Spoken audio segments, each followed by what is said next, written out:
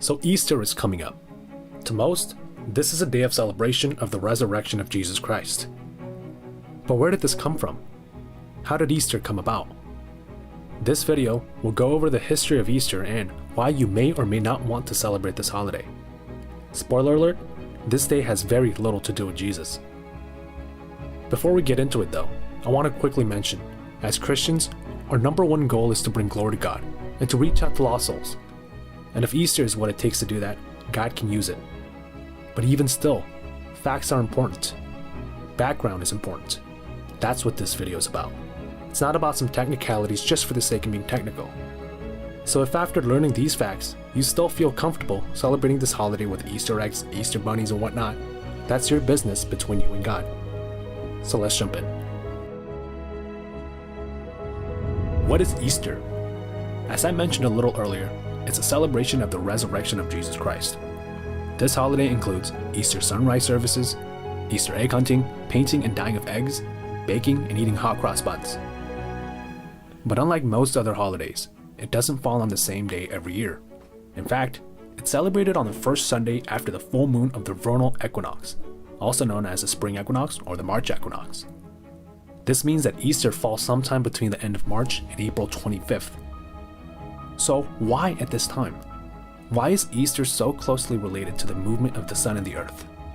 That's because Easter originated as a pagan ritual. Linguistically, the word Easter shares its roots with Ostara, also known as Eostre or Ishtar. Those three words are just different names for the same goddess, depending on that pagan culture.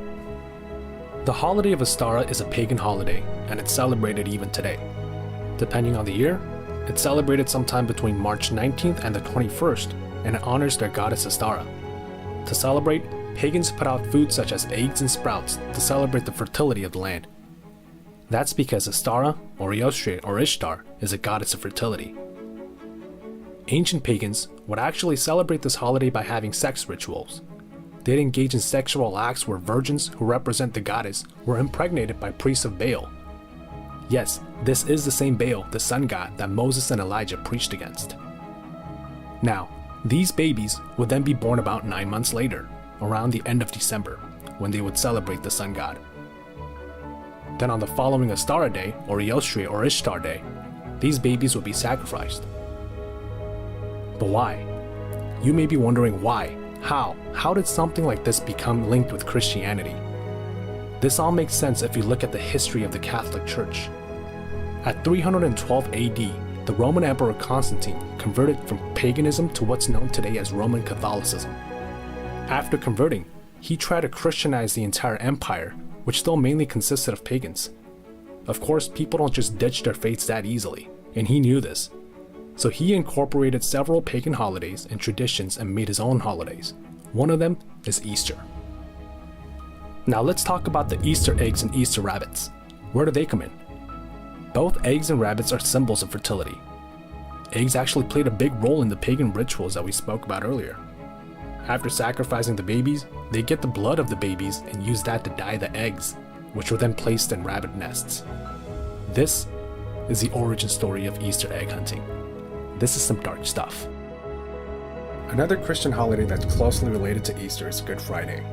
This holiday is simply the Friday before Easter Sunday.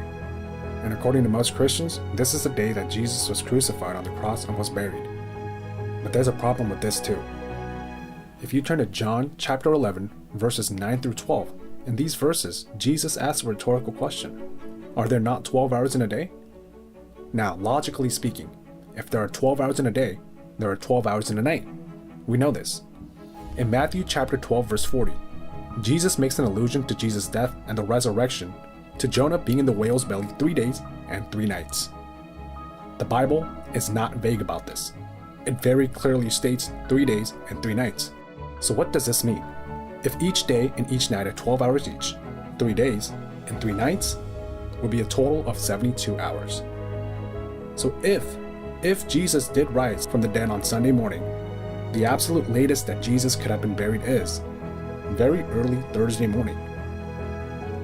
Some of you might say, well, maybe it can be a part of Friday, all of Saturday, and a part of Sunday, making it 3 days. As I mentioned earlier, The Bible is not vague at all regarding that part. Jesus alludes to Jonah being in the whale's belly 3 days and 3 nights. Jesus then uses that analogy to his own resurrection. So let's talk about when Jesus really was killed and buried. In Luke chapter 23, verse 44, it says, "And it was about the 6th hour, and there was darkness over all the earth until the 9th hour." This refers to the 6th hour of the Jewish day. Yes, the Jewish day starts at 6 p.m., but in this verse, it refers to the day as a day and night. This day starts at 6 a.m. This means that there was darkness over the earth from 12 p.m. to 3 p.m. 3 p.m. is when Jesus gave up the ghost, meaning that he died. Now, referencing that with John 20, verse 1, Mary Magdalene went out to the tomb on the first day of the week when it was still dark, meaning that it was before 6 a.m. So, using our names for the days of the week, this has to be sometime between Saturday 6 p.m. to Sunday 6 a.m., when the sun would rise. And by the time Mary Magdalene came to the tomb was empty. This is a Resurrection Sunday. Then, putting this together with Luke chapter 23 verse 44, this has to mean that Jesus was buried at around Wednesday night. By now, some people might be saying, wait, but John 19:31 says that the next day was a Sabbath. So doesn't that mean that the crucifixion had to be on a Friday, since the Sabbath would be a Saturday? This is a good point, but there's one key difference. This Sabbath is not the ordinary Sabbath. Verse 31 says that this was a high day. With a simple Google search, we know that to the Jews, the high day was not the regular Sabbath, but rather an annual holiday. We can also see this in Leviticus chapter 23 verses 5 through 8. The Passover is a one-day observance. It happens on the 14th day of the first Jewish month. It's then followed by 7 days of eating unleavened bread. That day after the Passover day, thus the first day of the days of unleavened bread, is referred to as the high day. That's what John 19 is referring to when it says Sabbath. So Jesus was not crucified and buried on Good Friday. The only time the word Easter ever comes out in the Bible is in Acts chapter 12 verse 4. Some of you may have noticed that the verses I read from are from the King James Bible. Now, the KJV says, "And when he had apprehended him, he put him in prison and delivered him to 4 quaternions of soldiers to keep him, intending after Easter to bring him forth to the people." Other Bibles, instead of Easter, say Passover. And for those who are aware of the paganistic background of Easter, the KJV comes under attack as supporting paganism for using the word Easter. After all, the other versions use Passover. That's obviously the correct term then, right? This cannot be further from the truth. The key here is to look at the context of these verses. Earlier we covered what the Passover is, and we learned that following the Passover comes the days of unleavened bread. If you look closely at the previous verses, verses 1 through 3, you'll notice that Passover had to have passed already by the time that Peter was apprehended. Verse 3 says, "He proceeded further to take Peter also. Then were the days of unleavened bread." It's only after that where Peter's apprehended and put in prison. Then the rest of verse 4 says that Herod intended after Easter to bring Peter forth to the people. Purely chronologically speaking, Herod waiting until Passover to bring Peter before the people? That makes no sense, because the Passover had already passed. This is not a mistake in the King James Bible. Easter was a Roman holiday, as we've learned, and Herod was a Roman appointed king who was observing a Roman holiday.